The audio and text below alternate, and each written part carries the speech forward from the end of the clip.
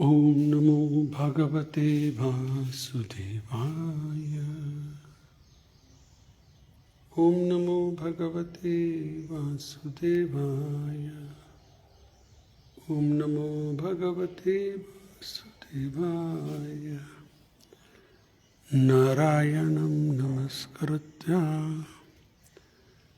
नरं चैव नरोत्तमं देवीं सरस्वतीं व्यासं ततो जयमुदीरयेत्।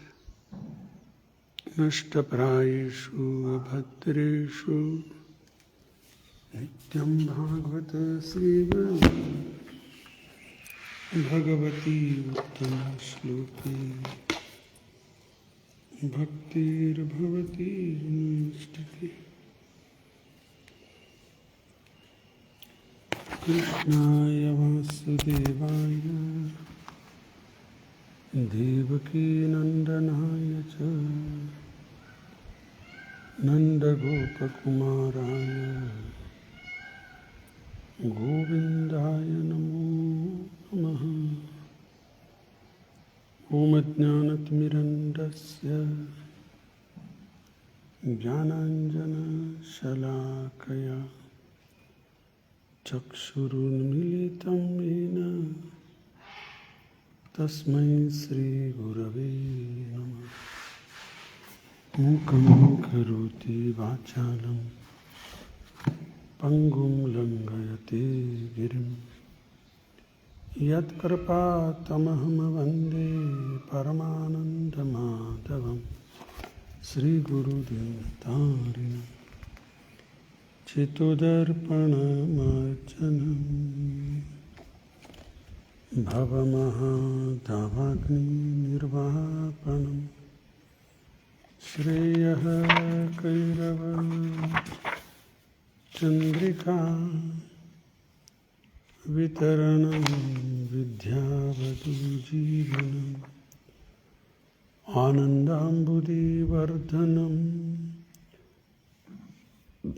प्रतिपदं पूर्णामृतस्वादनं सर्वात्मस्नपनं परं विजयति श्रीकृष्णसङ्कीर्तनं। नामकारी बहुधा निज सर्वशक्ति तत्रार्पितनियमित स्मरणेन कालः एतादृशी तव कृपा भगवन् ममापि दुर्दैवं दृश्यं इह जने नानुरागः। तृणादपि सुनिचेन तरोरपि सहिष्णुना अमानेन मानदेन कीर्तनीय सदा हरि।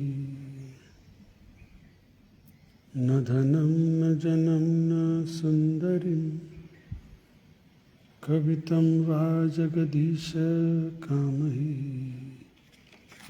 मम जन्मनि जन्मनीश्वरे भवता भक्तिरहेतुकी त्वयि। हे नन्दतनुजा किङ्करं पतितं मां विषमे भवाम्बुधौ। कृपया तव पादपङ्कज स्थितधूळि सदृशं विचिन्तये। नयनं गलद् अश्रुधारय वदनं गद्गदरुद्धया गिरा। पुलकैर्निचित्तं वपुःखदा तव नाम ग्रहणे भविष्यति। युगायितं निमेषेन चक्षुषा प्रावृषायितं शून्यायितं जगत्सर्वं गोविन्दविरहेण मे आश्लिष्य वा पादरतां पिनस्तु मामदर्शनान् मर्महतां करोतु वा यथा तथा वा ददातु लम्पटो मत्प्राणनाथस्तु सैव न परः मत्प्राणनाथस्तु सैव न परः। नमो विष्णुपादाय कृष्णप्रेष्ठाय भूतले श्रीमते भक्तिवेदान्तस्वामिनिति नामिने। नमस्ते सारस्वती देवे गौरवाणी प्रचारिणे निर्विशेष शून्यवादी पाश्चात्यदेशतारिणे।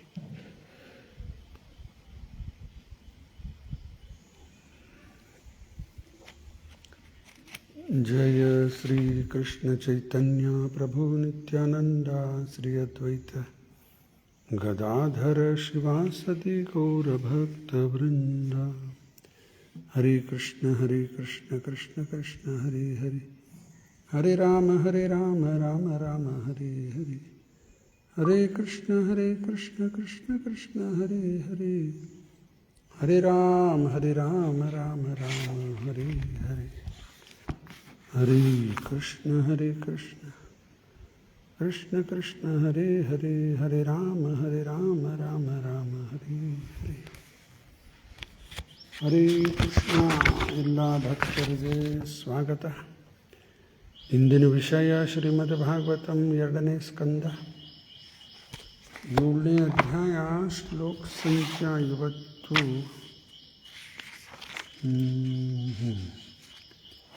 23 ನಿನ್ನ ಆಗ್ಯದ 24 यस्मादाद उदधीर उध भयांग विपो मार्गं सपत्य हरिपूर्वं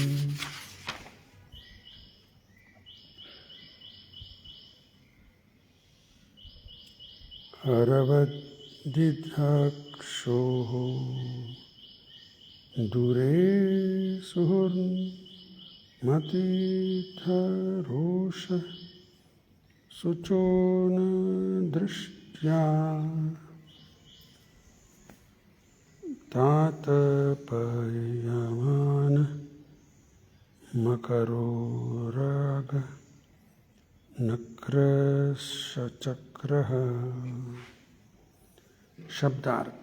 यस्मै, unto whom, Adhat gave Udadhihi, the great Indian Ocean, Udaha Bhaya, affected by fear, Anga Vipaha, bodily trembling, Margam way, Sapatti, quickly, Haripuram, the city of the enemy,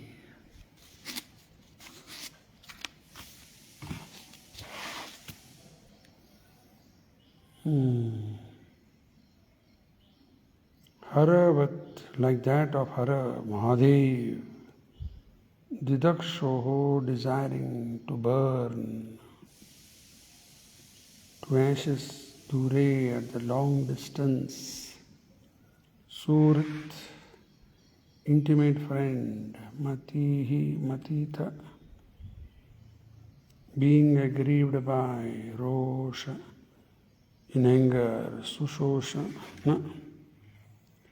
red hot, Drishtya, by such a glance, Tatap, Yamana, burning in heart, in heat, Makara, sharks, Ugara, snakes ನಕ್ರ, crocodiles, ಚಕ್ರ, circles.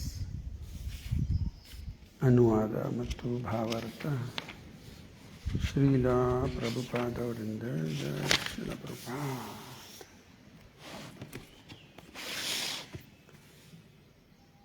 The personality of Godhead, Ramachandra, being aggrieved for his distant, intimate friend Sita, glanced over the city of the enemy Ravana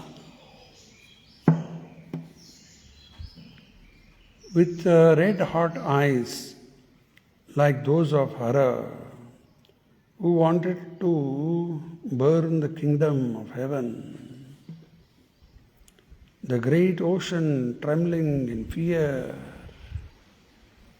gave him his way because its family members, the aquatics, like the sharks, snakes, crocodiles, were being burnt by the heat of the angry red-hot eyes of the Lord.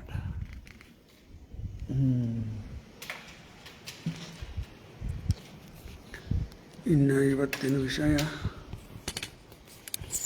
ಚರ್ಚೆ ಮಾಡೋ ಮುಂಚೆ ಸ್ವಲ್ಪ ಹಿಂದಿಂದ ನೆನಪು ಮಾಡ್ಕೊಂಡು, ಹಿಂದಿನ ಅಧ್ಯಾಯ 6ನೇ ಅಧ್ಯಾಯ ಕಡಿ ಶ್ಲೋಕ ಇನ್ನೊಮ್ಮೆ ನೆನಪು ಮಾಡಿಕೊಂಡು, ಎಲ್ಲ ಅವತಾರ ಅದರ ಬಗ್ಗೆನೂ ಸ್ವಲ್ಪ ನೆನಪು ಮಾಡ್ಕೊಂಡು ಮುಂದೆ ಹೋಗೋಣ.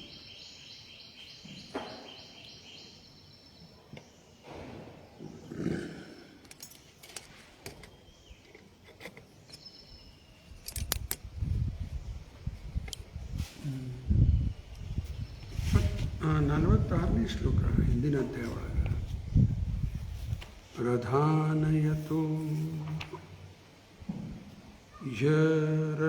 ಋಷ್ಯ ಆಮನಂತಿ ಲೀಲಾವತಾರನ್ ಪುರುಷಸ್ಯ ಭೂನಃ ಅಪೀಯತಾಂ ಕರ್ಣ ಕಷಾಯ ಶೋಷನ್ ಅನುಕ್ರಮಿಸೇತ ಇಮಾನ್ ಸುಪೇಶಾನ್. ಭಗವಂತನ ಲೀಲಾ ಅವತಾರ ಇವನ್ನೆಲ್ಲ ಶ್ರವಣ ಮಾಡುತ್ತಾ ಇದ್ರೆ ಜನ್ಮ ಜನ್ಮದಿಂದೆಲ್ಲ ಕೂಡಿದ್ದು ಹೊಲಸ್, ಕಾಮ, ಕ್ರೋಧ, ಲೋಭ, ಮೋಹ, ಮದ, ಮತ್ಸರ ಇವ ಹೊಲಸ್ ತುಂಬಿಟ್ಟದ. ಅದು ಎಲ್ಲ ಶೋಷ ಸ್ವಚ್ಛ ಆಗ್ತದೆ.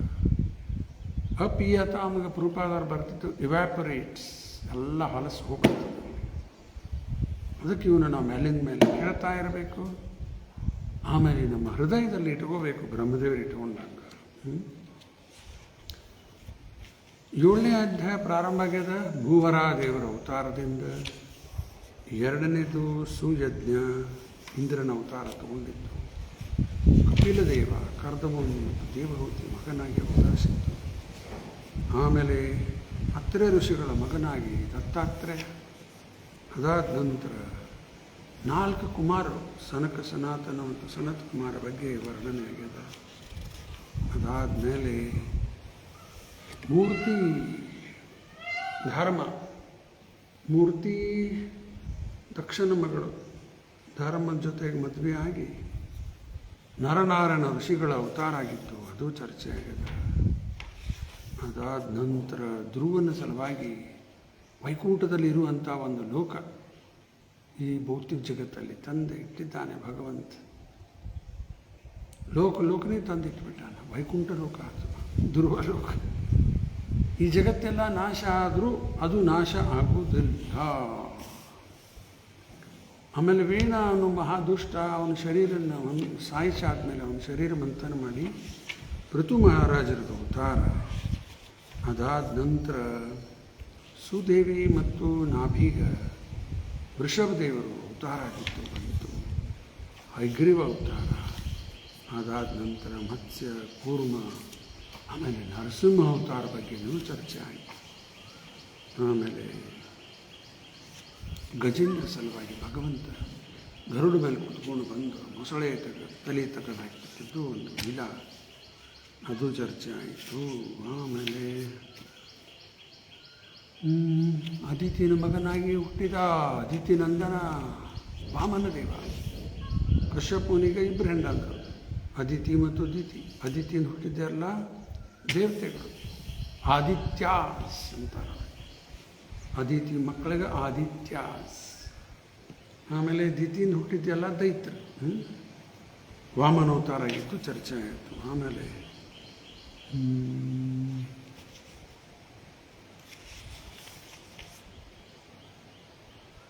ಈ ಹಂಸ ಅವತಾರ ಬಗ್ಗೆನೂ ನಾರದರು ಉಪದೇಶ ಮಾಡಿತ್ತು, ಚರ್ಚೆ ಆಯಿತು. ಅದಾದ ನಂತರ ಮನುವಾಗಿ ಅವತರಿಸ್ತಾನೆ. ಅದು ಇಕ್ಷ್ವಾಕು ರಾಜ, ಆ ಕುಲದಲ್ಲಿ ಸೂರ್ಯ ವಂಶದಲ್ಲಿ ಅವತಾರ. ಪ್ರತಿಯೊಂದು ದಿವಸ ಬ್ರಹ್ಮದೇವರದ್ದು ಒಂದು ದಿವಸದಲ್ಲಿ 14 ಮನು ಆಗ್ತಾರೆ. 14 ಮನೂಸ್ ಅಂದ್ರೆ ಬ್ರಹ್ಮದೇವರು 12 ತಾಸು ಅಂದ್ರೆ ಏನು? ಈ ಭೂಮಿ ಮೇಲೆ ಸಹಸ್ರ ಯುಗ ಪರ್ಯಂತ 1000 ಯುಗ 4 ರಂಗೆ ಹೋದರೆ ಅದು ಬ್ರಹ್ಮಲೋಕದಲ್ಲಿ 12 ತಾಸು. ಮತ್ತು ಬ್ರಹ್ಮದೇವರು 12 ತಾಸ್ದಾಗ ಇಲ್ಲಿ 14 ಜನ ಮನು ಆಗಿ ಹೋಗ್ತಾರೆ. ಆಮೇಲೆ ಧನ್ವಂತರಿ ಅವತಾರ. ಸಮುದ್ರ ಮಂಥನಾಗುವಾಗ ಅಮೃತದ ಕಳಶ ಹಿಡ್ಕೊಂಡು ಬಂದಿದ್ದು ಧನ್ವಂತರಿ. ಆಯುರ್ವೇದದಲ್ಲಿ ಅವರೇ ಧನ್ವಂತರಿನೇ ವಿಷ್ಣು ರೂಪನೇ. ಅದು ಆಯುರ್ವೇದಕ್ಕೆ ಮುಖ್ಯವಾದಂಥ ದೇವತೆ. ಆಮೇಲೆ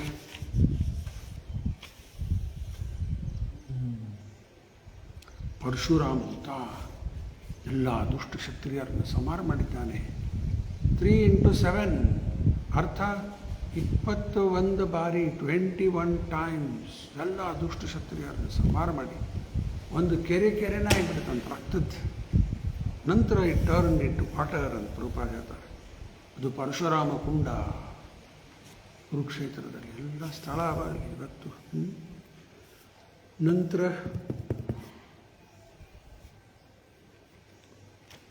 ನಿನ್ನೆ ಚರ್ಚೆ ಆಗಿದೆ ರಾಮ ಅವತಾರ.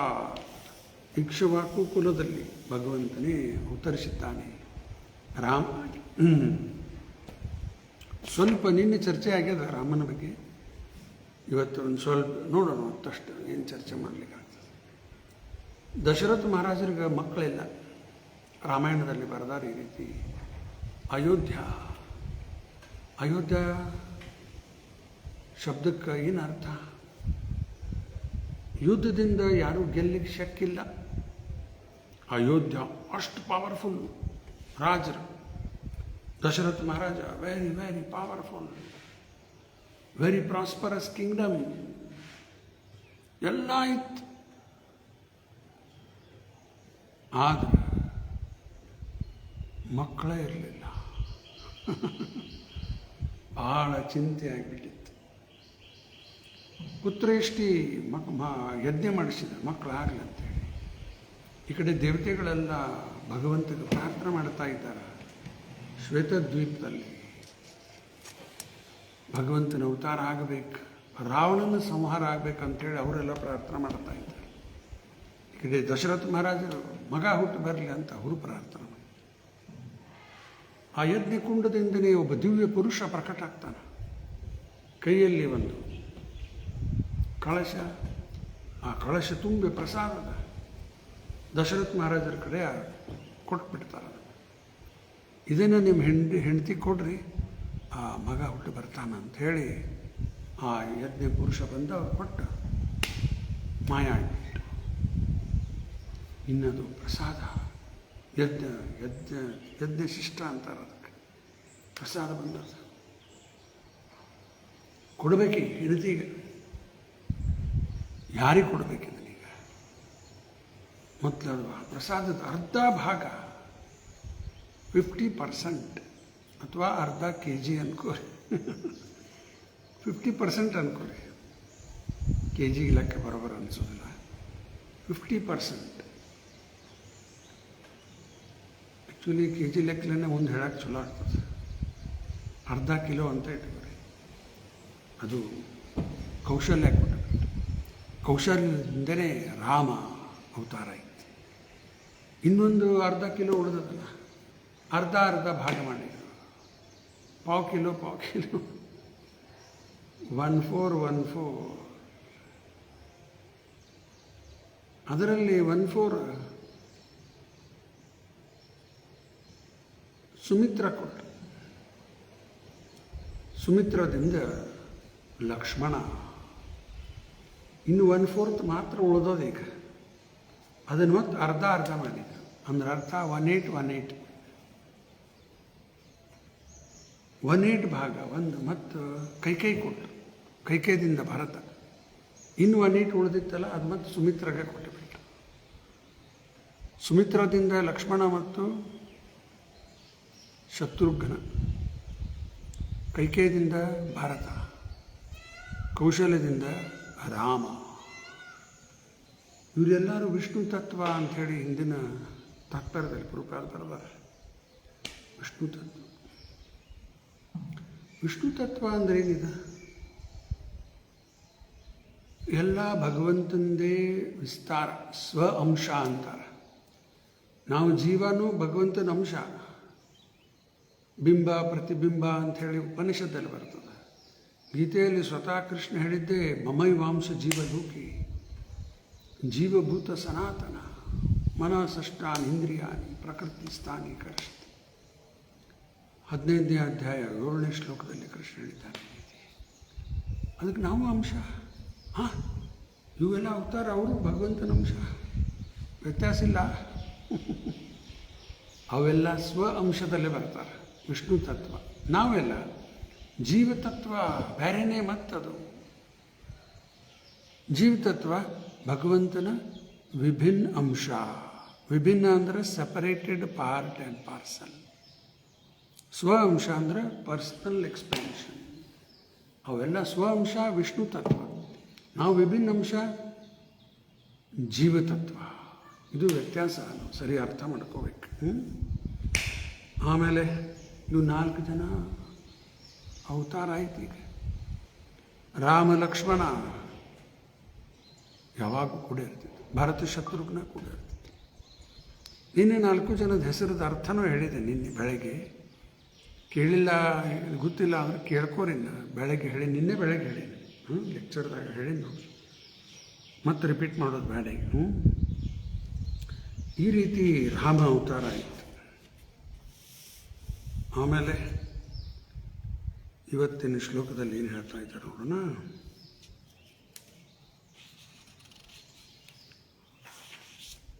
The personality of Godhead Ramachandra being aggrieved for his distant intimate friend Sita. ಸೀತಾನ ಹರಣ ಮಾಡ್ಕೊಂಡು ಹೋಗ್ಬಿಟ್ಟಲ್ಲ ರಾವಣ. ರಾಘವಂ ರಾಮಚಂದ್ರಂ ಚ ರಾವಣಾರಿ ರಮಾಪತಿಂ ರಾಜೀವಲೋಚನಂ ರಾಮಂ ತಂ ವಂದೇ ರಘುನಂದನಂ. ರಾಮಾಯ ರಾಮಭದ್ರಾಯ ರಾಮಚಂದ್ರಾಯ ವೇದಸೆ ರಘುನಾಥಾಯ ನಾಥಾಯ ಸೀತಾಯ ಪತೇ ನಮಃ. ಈಗ ರಾಮ ಸೀತಾನ್ನ ಹರಣ ಮಾಡ್ಕೊಂಡು ಹೋಗಿದ್ದಕ್ಕೆ ರಾಮಗೆ ವಿಪರೀತ ದುಃಖ, ಡಿಸ್ಟ್ರೆಸ್ಡ್, ಅಗ್ರೀವ್ಡ್. ಇದೆಲ್ಲ ಏನಿದೆ? ನಾಟಕ, ಅರ್ಥ ಲೀಲಾ ಇದೆ. ಮಧ್ವಾಚಾರ್ಯ ಉದಾಹರಣೆ ಕೊಡ್ತಾರೆ.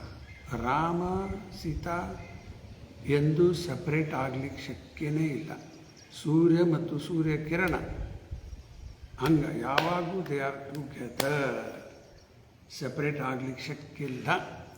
ಸೂಪರ್ಫಿಷಿಯಲಿ ಮೇಲ್ನೋಟಕ್ಕೆ ರಾವಣ ಬಂದು ಸೀತಾನ ಹರಣ ಮಾಡ್ಕೊಂಡು ಹೋದ.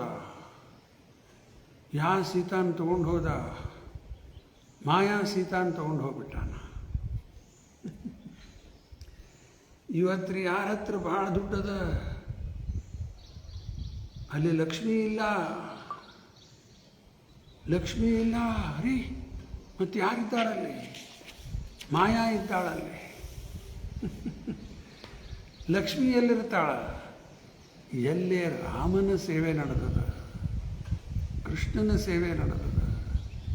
ಕೃಷ್ಣ ರಾಮ ಎಲ್ಲ ಒಂದೇ. ಅಲ್ಲಿ ಲಕ್ಷ್ಮಿ ಇರ್ತಾಳ. ಮತ್ತು ಎಲ್ಲೇ ರಾಮನ ಸೇವಾ ಇಲ್ಲ, ಕೃಷ್ಣನ ಸೇವಾ ಇಲ್ಲ. ಅಲ್ಲೇ ಮಾಯಾ ಸೀತಾ. ಎಲ್ಲರೂ ತಿಳ್ಕೊಂಡವ್ರು ಇಷ್ಟು ನನ್ನ ಕಡೆ ಬಂಗಾರ ಅದ, ಇಷ್ಟು ಬೆಳ್ಳಿ ಅದ, ಅದು ಎಲ್ಲ ಸೋ ಮಚ್ ಪ್ರಾಪರ್ಟಿ, ಎಲ್ಲ ಮಾಯಾ. ಪ್ರಭುಪಾದವರು ಪರಮಗುರು ಭಕ್ತಿ ವಿನೋದ್ ಠಾಕೂರ್ ಅವ್ರು ಹೇಳ್ತಾರೆ, ಇವೆಲ್ಲ ದೊಡ್ಡ ದೊಡ್ಡ ಡಿಗ್ರಿ, ಪ್ರಾಪರ್ಟಿ, ಇವು ಎಲ್ಲ ಇದು ಮಾಯಾದ ವೈಭವ ಅನ್ಲಿಕ್ಕತ್ತಾರೆ. ಎಲ್ಲ ಮಾಯಾ. ಎಲ್ಲಿ ರಾಮ ಇಲ್ಲ, ಕೃಷ್ಣ ಇಲ್ಲ, ಅಲ್ಲಿ ಇರಲಿಕ್ಕೆ ಶಕ್ತಿಲ್ಲ. ಯಾರೋ ಒಂದು ಕಾರ್ಟೂನ್ ಗತೆ ಮಾಡ್ಯಾರ ಅದನ್ನು. ರಾವಣ ಕೋರ್ಟಿಗೆ ಬಂದಾನಂತ. ಅಲ್ಲಿ ವಕೀಲರು ಬಂದು ಹೇಳ್ತಾರೆ, ಗೀತಾ ಮೇಲೆ ಕೈ ಇಟ್ಟು ಹಾನಿ ಮಾಡುವ ಅಂತ ಹೇಳ್ತಾರೆ. ಗೀತಾ ಪುಸ್ತಕ ತಂದ, ಗೀತಾ ಮೇಲೆ ಕೈ ಇಟ್ಟು ಗೀತಾ ಹೊಲ್ಲೆ ಅಂದ್ಬಿಡ್ತಾರೆ. ಸೀತಾ ಮೇಲೆ ಕೈ ಇಟ್ಟು ನನ್ನ ಪರಿಸ್ಥಿತಿಗೆಲ್ಲ ಕೆಟ್ಟು ಹೋಗ್ಬಿಟ್ಟದ, ಇನ್ನು ಗೀತಾ ಮೇಲೆ ಬೇಡ ಅನ್ಲಿಕ್ಕೆ. ಗೀತಾ ನನ್ನ ಹೆಣ್ಮಕ್ಳು ಅಂತ ತಿಳ್ಕೊಂಡು ಹಿಂಗೇನೋ ಒಂದು ಮಾಡ್ಯಾರ ಸಣ್ಣ ಕಾರ್ಟೂನ್. ಸೀತಾ ಮೇಲೆ ಕೈ ಹಚ್ಚಿ ಏನಾಗ್ಬಿಡ್ತು, ರಾಮ ಬಂದು ರಾವಣ ಸಂಹಾರ ಮಾಡಿತ್ತು. ಸಾಕಿ ಒಂದೇ ಸಾಕು, ಮತ್ತು ಗೀತಾ ಬೇಡ ಅನ್ಲಿಕ್ಕೆ ರಾವಣ. ಅದಕ್ಕೆ ಇಲ್ಲೇ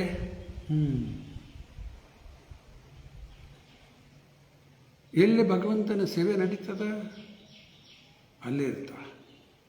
ಎಲ್ಲಿ ಸೇವೆ ಇಲ್ಲ ಅಲ್ಲಿ ಮಾಯಾ. ದೊಡ್ಡ ದೊಡ್ಡ ದೊಡ್ಡ ದೊಡ್ಡ ಶ್ರೀಮಂತು ಲಕ್ಷ್ಮಿ ಅವ್ರ ಮನೆಯೊಳಗಿದ್ದಾಳ, ನೋ, ಮಾಯಾ. ಭಗವದ್ಗೀತಾ ಕಡೀ ಶ್ಲೋಕದಲ್ಲಿ ಯಾರು ಹೇಳ್ತಾರೆ? ಕಡೀ ಶ್ಲೋಕ ಕೃಷ್ಣ ಹೇಳಿದ್ದ ಇಲ್ಲ, ಸಂಜೆ ಹೇಳಿದ್ದು. ಯತ್ರ ಯೋಗೇಶ್ವರ ಕೃಷ್ಣ ಯತ್ರ ಪಾರ್ಥೋ ಧನುರ್ಧರ ತತ್ರ ಶ್ರೀ ವಿಜಯ ಭೂತಿರ್ ದುರ್ವಾನೀತಿರ್ಮತಿರ್ಮಮ. ಎಲ್ಲಿ ಆ ಯೋಗೇಶ್ವರ ಕೃಷ್ಣ ಇದ್ದಾನ ಅಲ್ಲಿ ಶ್ರೀ ಬಂದ್ಬಿಡ್ತಾಳೆ, ಲಕ್ಷ್ಮಿ ಬಂದ್ಬಿಡ್ತಾಳೆ. ಅಲ್ಲಿ ವಿಜಯ, ವಿಕ್ಟ್ರಿ, ಶ್ರೀ ವಿಜಯ ಭೂತಿ, ಎಕ್ಸ್ಟ್ರಾ ಆರ್ಡಿನರಿ ಪವರ್. ದುರ್ವ ನೀತಿರ್ ಮತಿರ್ಮಮ, ನೀತಿನೂ ಇರ್ತದೆ. ಎಲ್ಲಿ ರಾಮನ ಸೇವಾ ಕೃಷ್ಣನ ಸೇವಾ ನಡೀತದ ಅಲ್ಲಿ ಲಕ್ಷ್ಮೀ ವಾಸ ಮಾಡ್ತಾರೆ. ಇಲ್ಲ, ಲಕ್ಷ್ಮೀ ಸನ್ನಿಧಾನ ಇಲ್ಲ ಅಲ್ಲಿ. ಮಾಯಾ ರಾವಣನ ಅನ್ನಿಸ್ತದೆ ನಮ್ಮ ಕಡೆ ಇಷ್ಟದ ಅಷ್ಟದ. ರಾವಣನ ಇಡೀ ಲಂಕಾನೇ ಗೋಲ್ಡನ್ ಸುವರ್ಣ ಲಂಕಾ. ಸೀತಾ ಇದ್ದಾಳಲ್ಲಿ, ಮಾಯಾ ಸೀತಾನ ಇಟ್ಕೊಂಡು ಕೂತಾನಲ್ಲಿ ಅಶೋಕವನದಲ್ಲಿ 1 ವರ್ಷ. ರಾವಣಂದು ಇದೆ ರೀತಿ ಕತೆ. ಅದಕ್ಕೆ ಅದು ರಾಮಾಯಣ ಮತ್ತೆ ರಿಪೀಟ್ ಆಗ್ಲಿಕ್ಕತ್ತದ. ಈಗ ಜಗ್ಗಿ ಬಂಗಾರ ಅದು ಇದು ಇಟ್ಕೊಂಡಿರ್ತಾರೆ, ಅದೆಲ್ಲ ಮಾಯಾನೇ. ಅದಕ್ಕೆ ರಾಮನ ಇಲ್ಲಿ ಮೇಲೆ ನೋಡ್ಲಿಕ್ಕೆ ಹಿಂಗೆ ಕಾಣತ್ತದ. ರಾಮ ಸೀತಾ ಇಲ್ದ ಭಾಳ ಭಾಳ ದುಃಖದಲ್ಲಿ ಇದ್ದಾನ. Intimate friend Sita glanced over the city of the enemy Ravana with red hot eyes like those of Hara. Hara andre Mahadev, Rudradevaru, who wanted to burn the kingdom of heaven. ರುದ್ರದೇವರು ಕೋಪದಿಂದ ಇಡೀ ಸ್ವರ್ಗನೇ ಸುಟ್ಟು ಹಾಕ್ಲಿಕ್ಕೆ ಹೊರಟು ಬಿಟ್ಟಿದ್ರು. ರುದ್ರದೇವರು 2 ಕಣ್ಣಿಲ್ಲ, 3ನೇದದ ಒಂದು. ಇಲ್ಲಿ 3ನೇ ಕಣ್ಣು ತೆಗೆದು ಬಿಟ್ಟರೆ ಎಲ್ಲ ಭಸ್ಮ ಆಗಿ ಹೋಗ್ಬಿಡ್ತದೆ. ಅದರಂಗ ಇಲ್ಲಿ ರಾಮಗೆ ಭಯಂಕರ ಕೋಪ. ಆ ಕೋಪದಿಂದ ಕಣ್ಣು ಏನಾಗಿಬಿಟ್ಟದ, ರೆಡ್ ಹಾಟ್ ಐಸ್. ಕೋಪ ಬಂದಾಗ ಕಣ್ಣು ಕೆಂಪಾಗ್ತದೆ. ಆ ಭಗವಂತನ ಕಣ್ಣು ಆ ರೀತಿ ಕೆಂಪಾಗುವುದರಿಂದ ಏನು ರಿಸಲ್ಟ್ ಆಯ್ತು ನೋಡ್ರಿ. ಇಲ್ಲಿ ದಿ ಗ್ರೇಟ್ ಓಷನ್ ಟ್ರೆಂಬಲ್. ಇಡೀ ಸಾಗರನೇ ಇಂಡಿಯನ್ ಓಷನ್ ಅನ್ಲಿಕ್ಕತ್ತಾರಲ್ಲಿ. ಸಾಗರ ಒದ್ದಾಡ್ಲಿಕ್ಕತ್ತ ಬಿಡುತ್ತೆ ಇನ್ ಫಿಯರ್, ಭಯದಿಂದ. Gave him way because its family members, the aquatics like the sharks, snakes and crocodiles, ಸಮುದ್ರದಲ್ಲಿ ಒಳಗಡೆ ನೀರಿನಲ್ಲಿ ಇರುವಂಥ ಎಲ್ಲ ಮೀನದ್ದು ಬೇರೆ ಬೇರೆ ಹೆಸರು ಕೊಟ್ಟಾರ. ಹಾವು ಎಲ್ಲ ಕಡೆ ಒದ್ದಾಡ್ಲಿಕ್ಕೆ ಹತ್ಬಿಟ್ಟು, ಯಾಕಂದ್ರೆ ನೀರು ಎಲ್ಲ ಕುದಿಲಿಕ್ಕೆ ಹತ್ಬಿಟ್ಟ. ಎದರಿಂದ? ರಾಮ ಕೋಪದಿಂದ ನೋಡಿದ್ದಕ್ಕೆ, ರೆಡ್ ಹಾಟ್ ಐಸ್. ಈಗ ನಾವು ಕೋಪದಿಂದ ಇನ್ನೇನೋ ಮಾಡ್ಲಿಕ್ಕೆ ಹೋಗ್ತೀವಲ್ಲ, ಕಣ್ಣು ಹಿಂಗೆ ತೆಗೆದು ನೋಡ್ತೀವಿ, ಏನಾಗ್ತದೆ ಅದರಿಂದ? ಒಂದು ಮಸ್ಕಿಟೋ ಸಹಿತವಾಗಿ ಸಾಯೋದಿಲ್ಲ. ಮಸ್ಕಿಟೋಗಿ ನಾವು ಸಿಟ್ಟಿಂದ ನೋಡ್ಬೋದು, ಹಿಂಗೆ ಸರಿ ಏನಾಗ್ತದೆ? ಬಂದು ನಮ್ಮ ಮೂಗು ಮೇಲೆ ಕೂಡ್ತಾರೆ. ಅದಕ್ಕೆ ಭಗವಂತನ ಜನ್ಮ, ಭಗವಂತನ ಕರ್ಮ ಎಲ್ಲ ದಿವ್ಯ. ಯಾರಿಗೆ ಮಾಡ್ಲಿಕ್ಕೆ ಬರ್ತಾವೆಲ್ಲ? ಕೋಪದಿಂದ ನೋಡಿದ, ಹಿಂಗಾಯ್ತು ಹಂಗಾಯ್ತು. ಯಾರಿಗೆ ಶಕ್ಕಿಲ್ಲ ಅಂದ್ಕೊಳ್ಳಿ ಏನಂದ್ಬಿಡ್ತಾರ, ಇವೆಲ್ಲ ಕಥೆಯೋ ಅಂದ್ಬಿಡ್ತಾರೆ. ಕಥೆ ಹೌದು, ಆದ್ರೆ ಟ್ರೂ ಸ್ಟೋರಿ. ಬರೀ ಕಥೆಯಲ್ಲ, ಟ್ರೂ ಸ್ಟೋರಿ. ಆಗಿದ್ದೇ ಘಟನೆ ಇವೆಲ್ಲ. ಅದಕ್ಕೆ ಭಗವಂತ ಕೋಪದಿಂದ ನೋಡ್ತಾ ಇದ್ದಾನ ಸಾಗರ ಕಡೆ. ಆ ಸಾಗರ ಎಲ್ಲ ಒದ್ದಾಡಲಿಕ್ಕೆ, ಟ್ರಂಬ್ಲಿಂಗ್ ಇನ್ ಫಿಯರ್. ಮೊದಲು ರಾಮ ಇನ್ನು ಸೇತು ನಿರ್ಮಾಣ ಆಗಬೇಕಲ್ಲ, ಹೋಗ್ಬೇಕಾಗ್ಯದ ಲಂಕಕ್ಕೆ. ಸಮುದ್ರಗ ಪೂಜೆ ಮಾಡಿದ, ಪ್ರಾರ್ಥನೆ ಮಾಡಿದ. ಸಮುದ್ರ ಏನು ಕೇರ್ ಮಾಡಲೇ ಇಲ್ಲ. ಆಮೇಲೆ ರಾಮ ಯಾವಾಗ ಕೋಪದಿಂದ ನೋಡಿದ, ಇಡೀ ಸಾಗರನೇ ಟ್ರಂಬಲ್ ಆಗ್ಲಿಕ್ಕಂತ ಭಯದಿಂದ ರಾಮಗೆ ಹೋಗ್ಲಿಕ್ಕೆ ದಾರಿ ಮಾಡಿಕೊಡ್ತು. Because its family members trembling in fear gave him way. ದಾರಿ ಮಾಡಿ ಸಮುದ್ರದ ಮೇಲೆ ಸೇತು ನಿರ್ಮಾಣ ಆಯಿತು. ಎಲ್ಲ ವಾನರ ಸೇನಾ ಒಂದೊಂದು ದೊಡ್ಡ ಕಲ್ಲು ತಂದು ಅದರ ಮೇಲೆ ಶ್ರೀರಾಮ್ ಅಂತ ಬರೆದು ಕಲ್ಲು ಹಾಕಿದ್ರು. ಎಲ್ಲ ಕಲ್ಲು ತೇಲಿಗತ್ತಾವ. ಇದು ಸುಳ್ಳು ಅನ್ನೋರಿದ್ದಾರೆ. ಎಲ್ಲ ಸುಳ್ಳು ಅವ್ರಿಗೆ, ಇಂಥವೆಲ್ಲ ಸುಳ್ಳು. ಬಾಕಿ ಇದೆಲ್ಲ ಇದು ಖರೆ ಅಂತಾರೆ. ಈ ಜಗತ್ತೇ ಮಿಥ್ಯಾ ಅಲ್ಲ, ಟೆಂಪ್ರರಿ ಅದು, ಎಲ್ಲ ಮಾಯಾ ಜಗತ್ತಿದೆ. ಅವ್ರಿಗಿದು ಮಾಯಾ ಜಗತ್ತು ಎಲ್ಲ ಖರೆ ಕಾಣುತ್ತದೆ. ಸತ್ಯ ಇದ್ದ ಬಗ್ಗೆ ಹೇಳಿದ ಕೂಡಲೇ ಇದೆಲ್ಲ ಸುಳ್ಳು ಅಂದ್ಬಿಡ್ತಾರೆ. ಆತ್ಮ ಎಲ್ಲದ ಆತ್ಮ? ಏನಿಲ್ಲ, ಸುಳ್ಳೆಲ್ಲ ಸುಳ್ಳು. ಶರೀರ ಇದೆ ಎಲ್ಲ. ಯಾವುದು ಟೆಂಪ್ರರಿ ಅದ ಅದು ಅವ್ರಿಗೆ ಪರ್ಮನೆಂಟ್ ಕಾಣ್ಲಿಕ್ಕತ್ತದ. ಯಾವುದು ಸತ್ಯ ಅದ ಅದು ಸುಳ್ಳು ಅಂತ. ಬ್ಲ್ಯಾಕ್ ಕರೆ, ಬ್ಲ್ಯಾಕಿಗೆ ವೈಟ್ ಅಂದಂಗೆ, ವೈಟಿಗೆ ಬ್ಲ್ಯಾಕ್ ಅಂದಂಗೆ. ಯಾವುದು ಸತ್ಯ ಅದ ಅದು ಸುಳ್ಳು ಅನ್ನೋದು. ಯಾವುದು ಟೆಂಪ್ರರಿ ಅದ ಅದೇ ಖರೆ ಕಾಣ್ಲಿಕ್ಕೆ ಎಲ್ಲ ಮಾಯಾ ಪ್ರಭಾವ. ಅದಕ್ಕೆ ಭಗವಂತ ಈ ರೀತಿ ರಾಮನ ಹೆಸರು ಹಾಕಿ ಕಲ್ಲು ಒಗಿಲಿಕ್ಕೆ ಹತ್ರ ಕಲ್ಲೆಲ್ಲ ತೇಲ್ತಾ ಇತ್ತು. ಅದಕ್ಕೆ ಇಂಪಾಸಿಬಲ್ ಅಂತಾರೆ ಇವತ್ತು ಯಾರು. ಆದರೆ ನಾವು ಕೆಲವು ವರ್ಷದಿಂದ ದಕ್ಷಿಣ ಹಿಂದೂಸ್ತಾನಿ ಯಾತ್ರಾ ಹೋದಾಗ ನಾವು ಸ್ವತಃ ಕಲ್ಲು ನೋಡಿ ಬಂದೀವಿ. ಕೆಲವು ದೇವಸ್ಥಾನದಲ್ಲಿ ಆ ಕಲ್ಲವ ನೀರು ಇಟ್ಟಾರಲ್ಲಿ, ಆ ನೀರ ಮೇಲೆ ಕಲ್ಲು ತೇಲಿಕ್ಕತ್ತಾವ. ನೀವು ಕಲ್ಲು ತೊಗೊಂಡು ಕೆಳಗೆ ಹೊತ್ತಿರಿ ಅದನ್ನು, ಮತ್ತು ಮೇಲೆ ಬರ್ತದೆ. ಇವತ್ತು ಪ್ರತ್ಯಕ್ಷ ನೋಡ್ಬೋದು. ಅಂಥ ಕಲ್ರಿ ಅವು, ನೋಡ್ಬಾರಲ್ಲ, ಹೋಗಿ ಟೆಸ್ಟ್ ಮಾಡಿ. ನಾವು ಕೈಯಲ್ಲಿ ಒತ್ತಿದ್ವಿ ಅದು ಕೆಳಗೆ, ಮತ್ತು ಮೇಲೆ ಬಂದ್ಬಿಡುತ್ತೆ. ನೀರಾಗ ಇಟ್ಟಾರ. ಬೇಕಾದಷ್ಟೆಲ್ಲ ಪ್ರೂಫ್ ಅದ. ಆದರೂ ನಾಸ್ತಿಕರು ಉಳಿತಾರೆ. ಈಗ ಕಲ್ಲೆಲ್ಲ ತೆಲ್ಲಿಕತ್ತಿದ್ದು ನೋಡಿ ರಾಮಗೆ ಆಶ್ಚರ್ಯ ಆಗಿಬಿಡುತ್ತೆ. ಅರೀ ಕಲ್ಲಿಗೆ ತೆಲ್ಲಿಕತ್ತಾವ,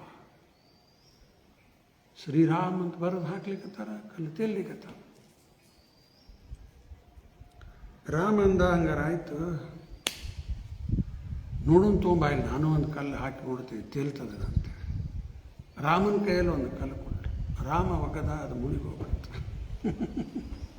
ಅದು ತೇಲಿಲ್ಲ. ಇದಕ್ಕೆ ಅರ್ಥ ಹೇಳ್ತಾರೆ ಆಚಾರ್ಯರೆಲ್ಲ. ರಾಮ ಕೈ ಬಿಟ್ಬಿಟ್ರೆ ಏನಾಗ್ತದೆ? ಮುಣಿಗೋಗ್ತಾರೆ. ಆಮೇಲೆ ಇದು ಕೇಳಿ ನನಗೆ ಪ್ರವಚನದಲ್ಲಿ ಕೇಳಿದ್ದೆ, ಈ ರೀತಿ ಇಲ್ಲಿ ನಡೆದಿದ್ದು ಘಟನೆ ಲಂಕಾದಲ್ಲಿ ವಾರ್ತಾ ಅಲ್ಲಿ ಪತ್ರಿಕೆಯಲ್ಲಿ ಬಂತು. ಲಂಕೇಶ ಏನೋ ಇರ್ತಾವಲ್ಲ ಆ ರೀತಿ ಪತ್ರಿಕೆಯಲ್ಲಿ ಪಬ್ಲಿಷ್ ಆಗಿತ್ತು. ಅಲ್ಲಿ ಕಲ್ಲು ಹಾಕ್ಲಿಕ್ಕೆ ತೇಲ್ತಾ ಇದ್ದ. ಎಲ್ಲರಿಗೂ ಅಂದ್ರೆ ರಾಮನ ಶಕ್ತಿ ಎಷ್ಟದ ಹೆಂಗಾರ, ಈಗ ಕಲ್ಲಿ ತೇಲಿಕ್ಕೆ ಹತ್ಬಿಟ್ಟಾವಲ್ಲ. ರಾವಣನ ಕಡೆ ಸುದ್ದಿ ಹೋಯ್ತು, ಈ ರೀತಿ ನಡೆದದಲ್ಲಿ ಅಂತೇಳಿ. ರಾವಣಂದ ನಾನು ಕಲ್ಲು ಹಾಕ್ತೀನಿ, ಅದು ತೇಲ್ತದೆ ನೋಡ್ರಿ ಅಂದ್ಬಿಟ್ಟು ಎಲ್ಲ ಜನ ಕೂಡಿದ್ರು ಆ ಕಡೆ ಲಂಕಾ ಕಡೆ. ರಾವಣನು ಒಂದು ಕಲ್ಲು ತಗೊಂಡು ಸಮುದ್ರದಲ್ಲಿ ಒಗದ, ಅದು ತೇಲಿಕ್ಕೆ ಹತ್ಬಿಡುತ್ತೆ. ಎಲ್ಲರೂ ಚಪ್ಪಾಳಾಗಿ, ನಮ್ಮ ಸ್ವಾಮಿನೂ ಏನು ಕಡಿಮಿಲ್ಲ, ರಾವಣ ನೋಡು ಕಲ್ಲು ಒಗದ್ರೆ ತೇಲಿಕ್ಕೆ ಹತ್ಬಿಟ್ಟದ. ಮಂಡೋದರಿ ಗೊತ್ತಾಯ್ತು ರಾವಣನ ಹೇಳ್ತೀಗ. ಮಂಡೋದರಿ ಗೊತ್ತದ ರಾವಣನ ಯೋಗ್ಯತಾ ಏನದ ಅನ್ನೋದು. ಮಹಾದುಷ್ಟ ಮಹಾನೀಚ. ಮಂಡೋದರಿ ಬಂದು ಕೇಳ್ತಾಳ, ರಾವಣಗೆ ಏನು ಮಾಡೀರಿ ಖರೆ ಹೇಳ್ರಿ ಅಂದ್ರಿ. ಆವಾಗ ರಾವಣ ಹೇಳ್ತಾನ, ನಾನು ನಿಮಗೇನು ಹೇಳ್ತೀನಿ ಇದನ್ನು ಮತ್ತೊಬ್ಬರ ಮುಂದೆ ಹೇಳಬೇಕು ಹೋಗಬೇಡ. ಕಲ್ಲು ಒಗಿಬೇಕಾರ ನಾ ರಾಮನ ಆಣೆ ಮಾಡೇ ಒಗದೆ ಕಲ್ಲು ಆದರೆ ತೇಲಿಕ್ಕೆ ಹತ್ತು ಬಿಡುತ್ತೆ. ಇದು ಎಲ್ಲ ಘಟನೆ ನಡೀತು. ರಾಮ ಸೇತು ನಿರ್ಮಾಣ ಆಯಿತು. ಇವತ್ತು ರಾಮನ ಸೇತು ನಿರ್ಮಾಣ ಆಗಿತ್ತು ಏನೋ ತೋರಿಸ್ತಾರೆ. ವಿಮಾನದಾಗ ಹೋಗೋರು ನೋಡ್ಲಿಕ್ಕೆ ಅದನ್ನು, ಲಂಕಾ ಕಡೆ ಹೋಗೋರು ಏನೋ ಅದು ಅಲ್ಲಿ ಸೇತು ನಿರ್ಮಾಣ ಆಗಿತ್ತು. ಈಗ ಸೇತು ನಿರ್ಮಾಣ ಮಾಡಿ ಆಮೇಲೆ ಎಲ್ಲ ಲಂಕಾಕ್ಕೆ ಎಲ್ಲ ಸೈನಿಕರೆಲ್ಲರೂ ಬಂದರಲ್ಲಿ ಮಹಾಯುದ್ಧ ನಡೀತು. ಆಮೇಲೆ ಕಡೆಗ ರಾವಣ ಫೇಸ್ ಟು ಫೇಸ್ ಬಂದ. ರಾಮನ ಕೈಯಲ್ಲಿ ಧನುಷ ಬಾಣ ರೆಡಿ ಅದ. ಮುಂದೆ ರಾವಣ ಇದ್ದಾನಲ್ಲಿ. ಬಾಣ ಬಿಡೋದು ಒಂದೇ ತಡ, ರಾವಣ ಸತ್ತೋಗ್ಬಿಡ್ತಾನೆ. ಆದರೂ ರಾಮ ಬಾಣ ಬಿಡೋದ್ರಲ್ಲಿ ತಡ ಮಾಡ್ತಾ ಇದ್ದ ಅಂತ. ಅದೆಲ್ಲ ಪ್ರಸಂಗ ದೊಡ್ಡದ, ಅಷ್ಟು ಹೇಳ್ತಾ ಇಲ್ಲ, ಸಂಕ್ಷಿಪ್ತ ಹೇಳ್ತಾ ಇದೆ. ಬಾಣ ಬಿಡೋದ್ರಲ್ಲಿ ತಡ ಮಾಡ್ತಾ ಇದ್ದ. ಹನುಮಂತಗೆ ಆಶ್ಚರ್ಯ ಅನ್ನಿಸ್ತು, ಯಾಕೆ ತಡ ಮಾಡ್ಲಿಕ್ಕತ್ತಿ ರಾಮ, ಹೊಡೆದು ಬಿಡ, ಅವನು ಮಹಾ ದುಷ್ಟವ.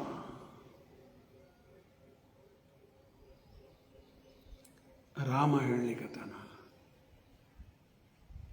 ಬಾಣ ಯಾಕೆ ತಡ ಮಾಡಿಬಿಡ್ಲಿಕ್ಕತ್ತೀನಿ, ಈಗಾದರೂ ನೋಡ್ತಾ ಇದ್ದೆ, ನನ್ನ ಶರಣಕ್ಕೆ ಬರಲಿಕ್ಕೆ ರೆಡಿ ಇದ್ದಾನೆ, ನಾವು ಕ್ಷಮ ಮಾಡಿಬಿಡೋಣ ಅಂತೇಳಿ ಅದಕ್ಕೆ ಬಾಣ ಬಿಡೋದ್ರಲ್ಲಿ ತಡ ಮಾಡ್ತಾ ಇದ್ದೆ.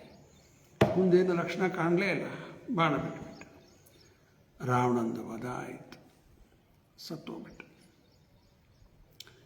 ಇವರು ರಾವಣ ಯಾರು ಇವರೆಲ್ಲ? ಜಯ ವಿಜಯನೇ.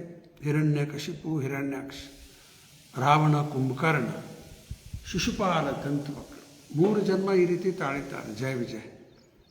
ಭಗವಂತನ ವೈರಿಯಾಗಿ ಜಗತ್ತಲ್ಲಿ ಪ್ರಕಟ ಆಗಿ ಜನ್ಮ ತಗೊಂಡು ಆಮೇಲೆ ಕಡೆಗೆ ವಾಪಸ್ ವೈಕುಂಠಕ್ಕೆ ಹೋಗ್ಬಿಡ್ತಾರೆ ಜಯ ವಿಜಯ. ಆಮೇಲೆ ನೋಡೋಣ 24 ಅಲ್ಲ.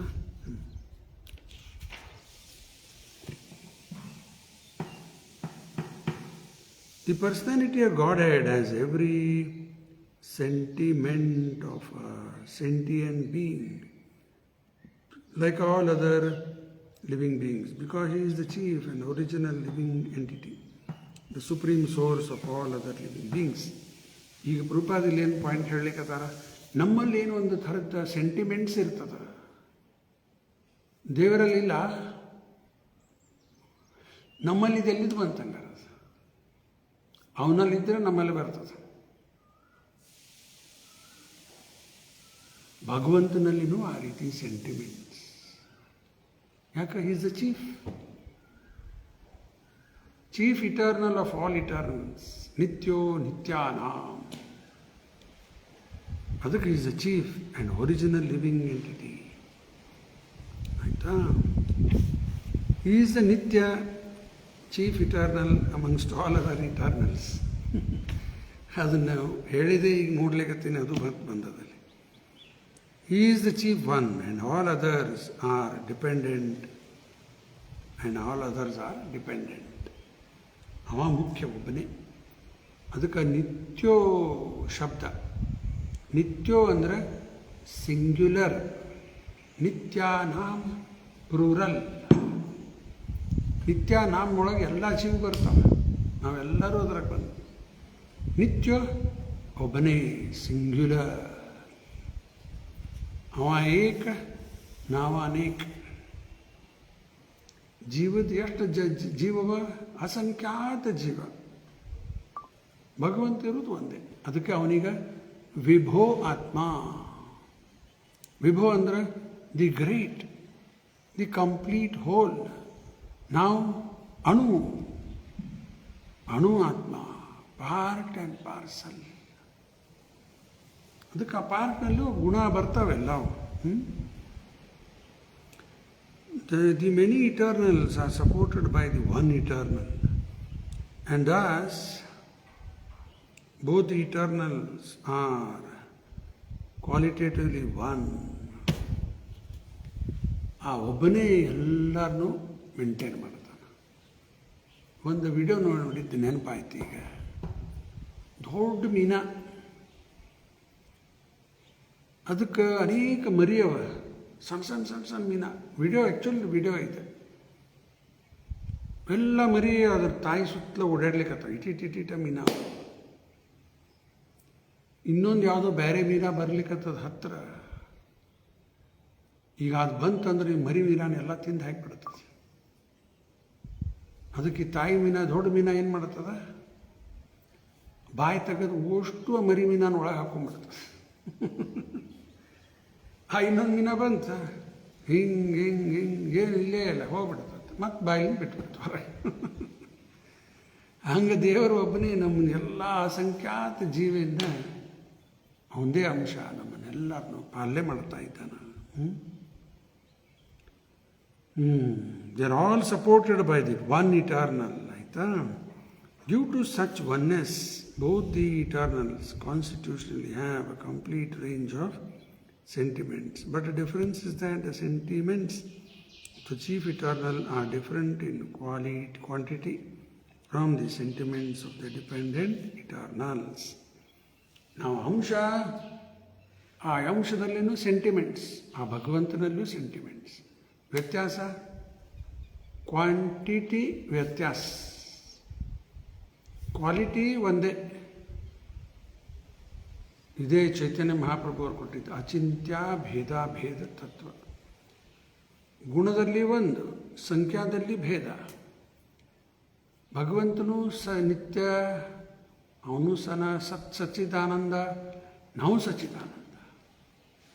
Eternal, full of knowledge, full of bliss. ಅವನು ನಿತ್ಯ, ನಾವು ನಿತ್ಯ. ಆದರೆ ಅವನದು ಚೀಫ್, ನಾವು ಸಬಾರ್ಡಿನೇಟ್. ಅದಕ್ಕೆ ಅವನಲ್ಲಿ, ಅವನ ಜೊತೆಗೆ ನಾವು ಗುಣದಲ್ಲಿ ಒಂದು, ಸಂಖ್ಯಾದಲ್ಲಿ ಭಾಳ ಭಾಳ ಭಾಳ ಭಾಳ ವ್ಯತ್ಯಾಸ. ನಮ್ಮಲ್ಲಿ ಸೆಂಟಿಮೆಂಟ್ಸ್ ಅದ ಎಷ್ಟು ಸ್ವಲ್ಪ, ಅವನಲ್ಲಿ ಪ್ರಮಾಣ ಭಾಳ. ನಮ್ಮಲ್ಲಿ ಸ್ವತಂತ್ರತೆ ಅದ. ಎಲ್ಲಿದು ಬಂತು ಸ್ವತಂತ್ರತೆ? ಅದ ಅವನಲ್ಲದ ಅಂತೇಳಿ ನಮ್ಮಲ್ಲದ. ಆ ಸ್ವತಂತ್ರತೆ ಎಷ್ಟದ ನಮ್ಮ ಹತ್ರ? ಸ್ವಲ್ಪ ಮಾತ್ರ. ಅವನಿಗೆ ಅಭಿಜ್ಞಾ ಸ್ವರಾಟ್, ಫುಲ್ಲಿ ಇಂಡಿಪೆಂಡೆಂಟ್, ಯಾರ ಮೇಲೂ ಡಿಪೆಂಡೆಂಟ್ ಇಲ್ಲ ಭಗವಂತ. ಇದು ಸ್ವರಾಟ್. ನಾವೆಲ್ಲ ಅವನ ಅಂಶ ಇದ್ದಿದ್ದಕ್ಕೆ ಸ್ವಲ್ಪ ಸ್ವತಂತ್ರ. ಅದಕ್ಕೆ ಉದಾಹರಣೆ, ಒಮ್ಮೊಮ್ಮೆ ನೀವು ನೋಡ್ತೀರಿ, ಎಲ್ಲ ಒಂದು ಗಿಡಕ್ಕೆ ಒಂದು ಆಕಳ, ಎತ್ತು ಕಟ್ಟಿ ಹಾಕಿರ್ತಾರೆ. ಅದನ್ನು ಉದ್ದ ಹಗ್ಗ ಹಾಕಿರ್ತಾರೆ ಅದಕ್ಕೆ. ಆ ಗಿಡ ಸುತ್ತಲೂ ಅಷ್ಟೇ ಅಡ್ಡಾಡಿ ಹುಲ್ಲು ತಿನ್ಕೋತ ಇರ್ಬೋದು. ನೆಳ್ಳದ, ಹುಲ್ಲದ, ಅಲ್ಲೇ ತಿನ್ಕೋತ ಅಡ್ಡಾಡ್ಲಿಕ್ಕೆ ಬರ್ತದೆ. ಅದಕ್ಕೆ ಹಗ್ಗ ಕಟ್ಟ್ಯಾರ. ಅದಕ್ಕೆ ಒಂದು 15 ಫೂಟು 20 ಫೂಟು ಹಗ್ಗ ಇರ್ತದೆ, ಕಟ್ಟಿ ಅಲ್ಲೇ ಬಿಟ್ಟಿರ್ತಾರೆ. ಅದು ಹುಲ್ಲು ತಿನ್ಕೋತ ಅಲ್ಲೇ ಅಡ್ಡಾಡಿ ಕೂಡ್ತದೆ, ಏನೇನೋ ಮಾಡ್ತಾರೆ. ಆ ರೀತಿ ನಮಗೆ ದೇವರು ಸ್ವಲ್ಪ ಸ್ವತಂತ್ರತೆ ಕೊಡ. ಎಲ್ಲಿ ಬೇಕಲ್ಲಿ ಓಡಾಡ್ಲಿಕ್ಕೆ ಬರೋಂಗಿಲ್ಲ. ಈಗ ಎತ್ತಿಗೆ ಅದು ಅಷ್ಟ್ರಾಗ ಅಡ್ಡಾಡಬೇಕಾದ್ರೆ, ಹಂಗೆ ನಮಗೆ ಸ್ವಲ್ಪ ಸ್ವತಂತ್ರತೆ. ಮೈನ್ಯೂಟ್. ಅದನ್ನು ನಾವು ಸರಿ ಉಪಯೋಗ ಮಾಡಬೇಕು. ಭಗವಂತನಿಗೆ ಶರಣ ಆಗಬೇಕು, ಸೇವೆ ಮಾಡಬೇಕು, ಪರಮಧಾಮಕ್ಕೆ ವಾಪಸ್ ಹೋಗ್ಬೇಕು. ಇಲ್ಲ ಇಲ್ಲೇ ಒದ್ದಾಡ್ಕೋತ ಹೋಗ್ಬೇಕು ಅಷ್ಟೇ. ನಾನು ಸೇವಾ ಮಾಡೋದಿಲ್ಲ, ಕೃಷ್ಣಗೆ ಶರಣಕ್ಕೆ ಬರುವುದಿಲ್ಲ, ಆಯ್ತು ಹಂಗಾರೆ ಇಲ್ಲೇ ಇರ. ಎಂಥ ಜನ ಬರ್ತದೋ ಏನು ಕಥೆನೋ ಏನೂ ಗೊತ್ತಿಲ್ಲ, ಇಲ್ಲೇ ಒದ್ದಾಡ್ತಾ ಹೋಗೋದು. ಚಾಯ್ಸ್ ಈಗ ಇಲ್ಲೇ ಫೋರ್ಸ್ ಇಲ್ಲ. ಆ ಸ್ವತಂತ್ರತೆ ಸರಿ ಉಪಯೋಗ ಮಾಡಬೇಕು. ದುರುಪಯೋಗ ಮಾಡೇ ಇಲ್ಲಿ ಬಂದೀವಿ ನಾವೆಲ್ಲರೂ. ಈಗ ಅದನ್ನು ಸದುಪಯೋಗ ಮಾಡಿ ಕೃಷ್ಣನಿಗೆ ಶರಣಾಗಿ ಮತ್ತು ವಾಪಸ್ ಕೃಷ್ಣನ ಕಡೆ ಹೋಗಬೇಕು. ಆಯಿತಾ? When Ramachandra was angry and showed his red hot eyes, the whole ocean became heated with that energy, so much so that the aquatics within the great ocean felt the heat. And personified ocean trembled in fear and offered the Lord an easy path for searching the enemy city. The impersonalists will see havoc in the red hot sentiment of the Lord, because they want to see negation in perfection. Because the Lord is absolute, the impersonalists imagine that in the absolute, the sentiment of anger and resemblance, which resembles mundane sentiments, must be conspicuous of absence. ಅದಕ್ಕೆ ನಿರಾಕಾರವಾದಿಗಳಿಗೆ, ಇಂಪರ್ಸನಲಿಸ್ಟ್, ಅವನಿಗೆ ಆಕಾರ ಇಲ್ಲ ಅಂದ್ಬಿಡ್ತಾರೆ. ಮತ್ತು ಅವನಿಗೆ sentiments ಎಲ್ಲಿದ್ದು ಬರ್ತಾವ? ಏನು sentiment ಇಲ್ಲ, ಇಂದ್ರಿಯ ಇಲ್ಲ, ಏನು ಗುಣ ಇಲ್ಲ, ಏನೂ ಇಲ್ಲ, ಎಲ್ಲ ಲೆಸ್ ಲೆಸ್ ಲೆಸ್ ಲೆಸ್ ಅನ್ಕೋತ ಹೋಗ್ತಾರೆ. ಆರು ಭಗವಂತನಲ್ಲಿ ಸೆಂಟಿಮೆಂಟ್, ಭಗವಂತನ ಆಕಾರದ. ಆಮೇಲೆ ಭಗವಂತನ ನೋಡ್ರಿ, ಇದು ಕೋಪದ್ದು ಎಷ್ಟದ ಪ್ರಮಾಣ. ಯಾವ ಮನುಷ್ಯಗೂ ಎಷ್ಟು ಕೋಪ ಬಂದ್ರಿ ಎಷ್ಟು ಇರ್ತದೆ? ಒಂದು ಸ್ವಲ್ಪ ಮಟ್ಟಿಗೆ ಹೋಗ್ತದೆ ಅಷ್ಟೇ. ಭಗವಂತಗೆ ಕೋಪ ಬಂದು ನೋಡಿ ಇಡೀ ಸಾಗರನೇ ಕುದಿತಾ ಇತ್ತು, ಟ್ರೆಂಬ್ಲಿಂಗ್.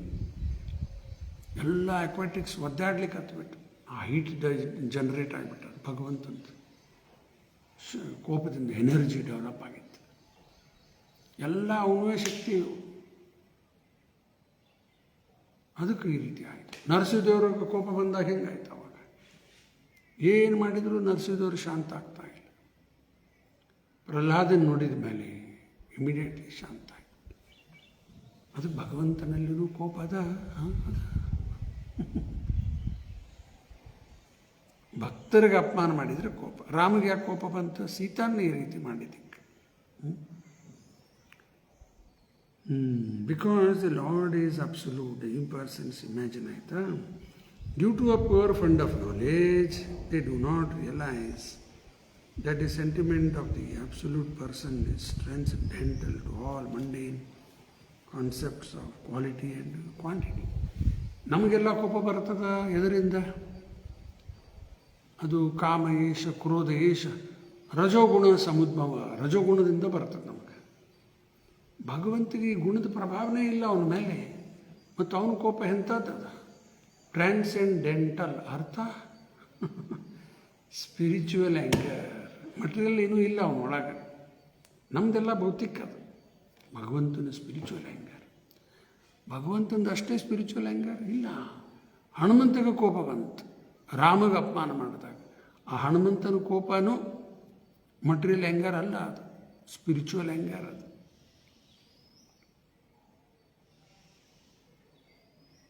ಭಗವಂತನ ಸೇವೆಯಲ್ಲಿ ಅವರಿಗೆ ಕೋಪ ಬಂತು. ಅದು ಸ್ಪಿರಿಚುವಲ್, ಮಟೀರಿಯಲ್ ಅಲ್ಲ. Had lord Ramachandra sentiment been of mundane origin, how could it disturb the whole ocean? ಇಲ್ಲಿ ಪ್ರಪಾದಗಳಿಕತ್ತಾರೆ, ನಮ್ಮಂಗೆ ರಜೋಗುಣದಿಂದ ರಾಮನ ಕೋಪ ಬಂದಿದ್ರೆ ಇಡೀ ಸಾಗರ ಎಲ್ಲ ಹೆಂಗೆ ಒದ್ದಾಡ್ಲಿಕ್ಕೆ ಶಕ್ಯ ಅದ? ಯಾರಿಗಾಗ್ತದೆ ಎಲ್ಲ ಮಾಡಲಿಕ್ಕೆ? ಅದಕ್ಕೆ ಫ್ಯಾಕ್ಟ್ಸ್ ಪರ್ಫೆಕ್ಟ್. ದೇವರ ಬಗ್ಗೆ ನಮ್ಗೆ ಅರ್ಥ ಆಗಬೇಕು, ತಿಳ್ಕೋಬೇಕು. ಇದಕ್ಕೆ ಭಕ್ತಿ ಇದ್ರೆ ಮಾತ್ರ ಎಲ್ಲ ತಿಳಿತದೆ. ಆ ಭಕ್ತರು ಇವೆಲ್ಲ ಓದಿದ್ರೆ ಏನು ಅನಿಸ್ತದೆ? ಏನೆಲ್ಲ ಕಥೆ ಬರೀತಾರೆ. ಚೀ ಹೈಟ್ ಆಫ್ ಇಗ್ನೋರೆನ್ಸ್ ಅಂದ್ಬಿಡ್ತಾರೆ. ಮೊನ್ನೆ ಯಾರೋ ಒಬ್ಬರು ಉಳ್ಳಾಗಡ್ಡಿ ಬೆಳ್ಳುಳ್ಳಿ ಯಾಕೆ ತಿನ್ನಬಾರ್ದು, ಅವರೆಲ್ಲೋ ಎಲ್ಲೋ ಒಂದು ರಿಸರ್ಚ್ ಮಾಡಿನೋ ಹಾಕ್ಯಾರ. ಎಷ್ಟು ಮಟ್ಟಿಗೆ ಕರೆಕ್ಟ್ ಅದ ನನಗೂ ಗೊತ್ತಿಲ್ಲ, ನಾನು ಶೇರ್ ಮಾಡಿದ್ದೆ ಅದನ್ನು. ಅದು ಸಮುದ್ರ ಮಂಥನ ಆದಾಗ ಮೋಹಿನಿ ಅವತಾರದಲ್ಲಿ ಸುದರ್ಶನ ಚಕ್ರದಿಂದ ರಾಹುನ್ ತಲೆ ತೆಗೆದಾಕಿದ ರಕ್ತ ಬಿತ್ತು ಕೆಳಗ. ಆ ರಕ್ತ ಬಿದ್ದಿದ್ದಕ್ಕೆ ಅಲ್ಲಿನ ಅದು ಒನಿಯನ್ ಗಾರ್ಲಿಕ್ ಹುಟ್ಟು ಬಂತು ಅಂತ ಬರ್ತಾರಲ್ಲಿ ಪುರಾಣದ ಪ್ರಮಾಣದ. ಆವಾಗ ಒನಿಯನ್ ಗಾರ್ಲಿಕ್ ಬಂತು ಆ ರಾಹುನ ರಕ್ತದಿಂದ. ಅದಕ್ಕೆ ಅದೊಂಥರ ನಾನ್ ವೆಜ್ ಇದ್ದಂಗೆ ತಾಮಸಿಕ ಆಹಾರ. ಆಮೇಲೆ ಅದು ಅಮೃತ ಸ್ವಲ್ಪ ಹೋಗಿತ್ತಲ್ಲ ರಾಹು, ಅದಕ್ಕೊಂದು ಔಷಧಿ ಗುಣನೂ ಅದ ಅದರಲ್ಲಿ, ಮೆಡಿಸಿನಲ್ ಕ್ವಾಲಿಟಿ. ನೋಡಿರಿ, ಭಕ್ತಿ ಇದ್ದರೆ ನಾವು ನಂಬ್ತೀವಲ್ಲ ಇದನ್ನು. ಯಾರೋ ಕಮೆಂಟ್ ಮಾಡಿದರು, ಇದು ಹೈಟ್ ಆಫ್ ಇಗ್ನೋರೆನ್ಸ್ ಏನೋ ಹಾಕಿಬಿಟ್ಟ. ನಾವು ಎಲ್ಲ ಇಗ್ನೋರೆನ್ಸ್, ಅಜ್ಞಾನ, ಏನೇನು ಬರೀತಾರೆ ಇವರು ಅಂತ ಹಿಂಗೆ ಯಾರೋ ನಾಸ್ತಿಕರು ಹಿಂಗೆ ಬರ್ಬಿಡ್ತಾರೆ. ಅದಕ್ಕೆ ಇವೆಲ್ಲ ಪ್ರಾಕ್ಟಿಕಲ್ ಫ್ಯಾಕ್ಟ್ಸ್. ಇವೆಲ್ಲ ನಾವು ಭಕ್ತಿ ಸೇವೆಯಲ್ಲಿ ತೊಡಗಿದ್ರೆ ಆವಾಗ ಇವೆಲ್ಲ ಸರಿ ಅರ್ಥ ಆಗ್ಲಿಕ್ಕೆ ಬಿಡುತ್ತೆ. These are factors to be distinguished in terms of personal and impersonal conception. Right? As it is said in the beginning of the Srimad Bhagavatam, the absolute truth is the source of everything. First verse, Janmadasya yato anvaya itaratas-charteshu avidyeshu swarat tene brahma hridaya adi kavai ಮೂಯಂತಿ ಯತ್ಸುರಯಃ ತೇಜೋವಾರಿ ಮೃದಾಂ ಯಥಾ ವಿನಿಮಯೋ ಯತ್ರ ತ್ರಿಸರ್ಗೋ ಮೃಷಾ ಧಾಮ್ನಾ ಸ್ವೇನ ಸದಾ ನಿರಸ್ತಕುಹಕಂ ಸತ್ಯಂ ಪರಂ ಧೀಮಹಿ. First verse Bhagavata. ಇಲ್ಲಿ ಎಲ್ಲ ಚರ್ಚೆ ಮಾಡಲಿಕ್ಕೆ ಟೈಮ್ ಇಲ್ಲ, ಆಗೋಗ್ಯದ ಈಗ. ಜನ್ಮಾದಸ್ಯ ಅರ್ಥ everything is Born of the lord. ಗೀತೆಯಲ್ಲಿ ಕೃಷ್ಣ ಹೇಳ್ತಾನೆ ಇದರ ವಿಷಯಕ್ಕೆ 10.8 ಅಹಂ ಸರ್ವಸ್ಯ ಪ್ರಭು ಮತಃ ಸರ್ವಂ ಪ್ರವರ್ತತೆ ಇತಿ ಮತ್ವಾ ಭಜಂತೆ ಮಾಂ ಬುದ್ಧ ಭಾವ ಸಮನ್ವಿತ. I am the source of all material and spiritual worlds. Everything ಅಂದ್ರೆ ಏನಿದು? ಭೌತಿಕ, ಆಧ್ಯಾತ್ಮಿಕ, ಎಲ್ಲ ಜೀವ, ಎಲ್ಲ ಅವತಾರ, ಎಲ್ಲ ದೇವಿ ದೇವತೆ ಎಲ್ಲರೂ ಬಂದಿದ್ದು ಭಗವಂತನಿಂದೇ. Everything emanates from me. The wise who know this perfectly well engage in my devotional service and worship me with all their hearts. ಎಲ್ಲ ಕ್ಲಿಯರ್ ಅದ. ನಾವು ಓದಬೇಕು, ಕೇಳಬೇಕು, ಸೇವೆಯಲ್ಲಿ ತೊಡಗಬೇಕು, ಆಮೇಲೆ ಇವೆಲ್ಲ ಅರ್ಥ ಆಗಲಿಕ್ಕೆ ಅದು ಎಲ್ಲ ಬಂದಿದ್ದು ಭಗವಂತನಿಂದ. ಮತ್ತು ಇದು ಕೋಪ ಅದೆಲ್ಲಿಂದ ಬಂತು? ಅದು ಒಂದೇ. ಎಲ್ಲ ಸಾಗರನೇ ಒದ್ದಾಡ್ಲಿಕ್ಕೆ ಹತ್ಬಿಡುತ್ತೆ, ಹೀಟ್ ಜನರೇಟ್ ಆಗಿಬಿಡುತ್ತೆ. ಕೃಷ್ಣಾವತಾರದಲ್ಲಿ ಒಂದು ಸರಿ ಒನಕ್ಕೆ ಬೆಂಕಿ ಹಾಕಿಬಿಟ್ಟು ದಿವಸ ಹುಡುಗರು ಹೋಗ್ತಿದ್ರು ಅಲ್ಲಿ ದನ ಒಂದು ಸರಿ ಇಡೀ ಒನಕ್ಕೆ ಬೆಂಕಿ ಹಾಕಿ. ಈಗ ಯಾರಲ್ಲಿ ಫೈರ್ ಫೈಟರ್ ತೊಗೊಂಡು ಹೋಗ್ತಾರ? ಎಲ್ಲ ಹುಡುಗರು ಬಂದರು ಕೃಷ್ಣನ ಹತ್ರ. ಅಯ್ಯೋ ಕೃಷ್ಣ, ಎಲ್ಲ ಕಡೆ ಬೆಂಕಿ ಹತ್ತದಲ್ವ? ಗೊತ್ತಿಲ್ಲ ಅವ್ರಿಗೆ, ಹುಡುಗಿಗೆ ದೇವರ ಅನ್ನೋದೇನು ಗೊತ್ತಿಲ್ಲ ಅವ್ರಿಗೆ. ಕೃಷ್ಣ ಫ್ರೆಂಡ್ ನೋಡಪ್ಪ ಏನಾರು ಮಾಡೋ.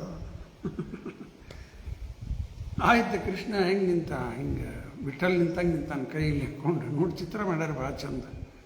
ವಿಠಲ್ ಹೆಂಗೆ ನಿಂತಾನ ಹಂಗೆ ನಿಂತ ಕೃಷ್ಣ. ಬಾಯ್ ತೆಗದ, ಇಡೀ ಫಾರೆಸ್ಟ್ ಫೈರ್ ನುಂಗಿ ಹಾಕಿಬಿಟ್ಟ. ಇದು ಕೇಳಿ ಏನಂತೀರಿ ಈಗ? ನಾಸ್ತಿಕ, ನೀವಂತೂ ನಾಸ್ತಿಕರಲ್ಲ. ನಾಸ್ತಿಕರೇನಂತಾರೆ?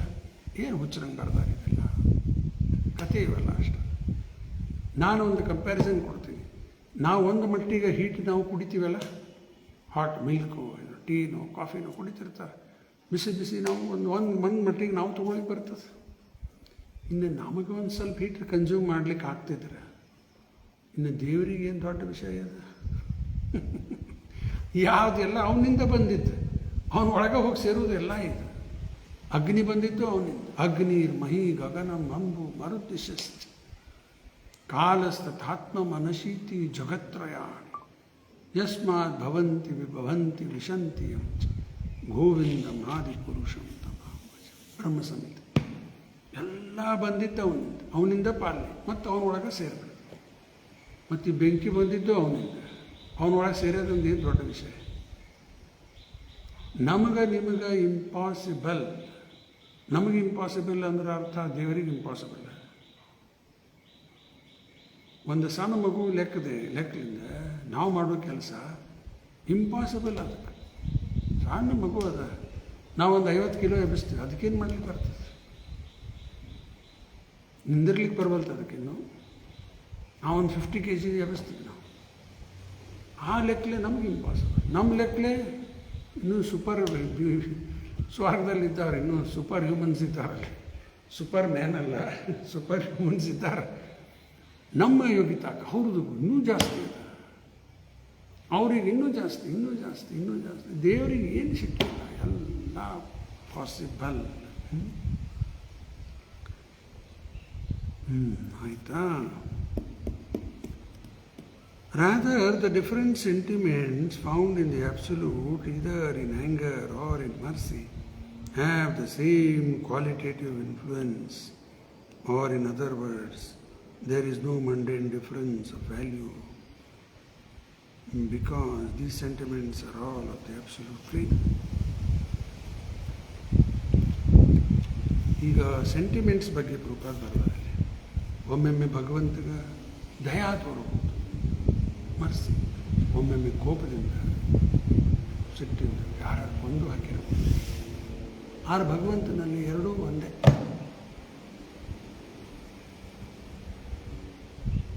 ಯಾರನ್ನಾರು ಕೊಂದು ಹಾಕಿದ ಅವ್ರಿಗೂ ಮೋಕ್ಷ ಕೊಟ್ಟ, ಕೃಪಾ ತೋರಿದ ಅವ್ರಿಗೂ ಮೋಕ್ಷ ಕೊಟ್ಟ. ಯಾಕದೆರಡು ಭಗವಂತನಲ್ಲಿ ಗುಣ. Absolute spiritual.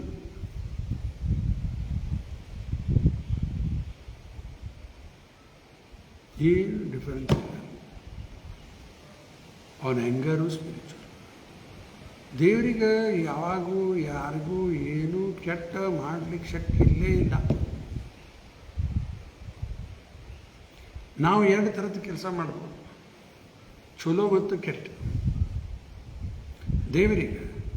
ದೇವರ ಶುದ್ಧ ಭಕ್ತರಿಗೆ ಒಂದೇ ಥರದ ಕೆಲಸ ಮಾಡ್ಲಿಕ್ಕೆ ಬರ್ತದೆ. ಚಲೋನೇ ಮಾಡ್ತಾರೆ, ಕೆಟ್ಟದ್ದು ಮಾಡೋಕ್ಕೆ ಬರಂಗಿಲ್ಲ. ಏನು ಏನಾರು ಮಾಡ್ಯಾರ ಚಲೋನೇ. ಯಾರಿಗಾರು ಕೊಂದ್ರೆ ಒಳ್ಳೇದಾಯ್ತು ಅವ್ರಿಗೆ, ಚಲೋನ ಮಾಡಿ. ಕೆಟ್ಟ ಮಾಡಕ್ಕೆ ಬರ ಅವ್ರಿಗೆ ಮೋಕ್ಷ ಸಿಗ್ತದೆ. ಅನೇಕ ಘಟನೆ ಅವ ಇಲ್ಲ. ಅದಕ್ಕೆ ಆಲ್ ಗುಡ್ ಸುಪ್ರೀಂ ಲಾರ್ಡ್. ಕೆಟ್ಟ ಮಾಡಲಿಕ್ಕೆ ಸಿಕ್ಕಿಲ್ಲ. ನಾರದರ ಶಾಪ ಹಾಕಿದ್ರು. 4 ವರ ಮಣಿಕರಿವ ಕುಬೇರನ ಮಕ್ಕಳ ಗಿಡ ಆಗಿ ಹುಟ್ಟು ಬಂದುಬಿಟ್ರೆ. ಯಾಕಂದ್ರೆ ವಸ್ತ್ರದಿಂದ ನಿಂತಿದ್ರು. ದಾಮೋದರ ಲೀಲೆ ಒಳಗೆ ಕೇಳ್ತೀವಲ್ಲ,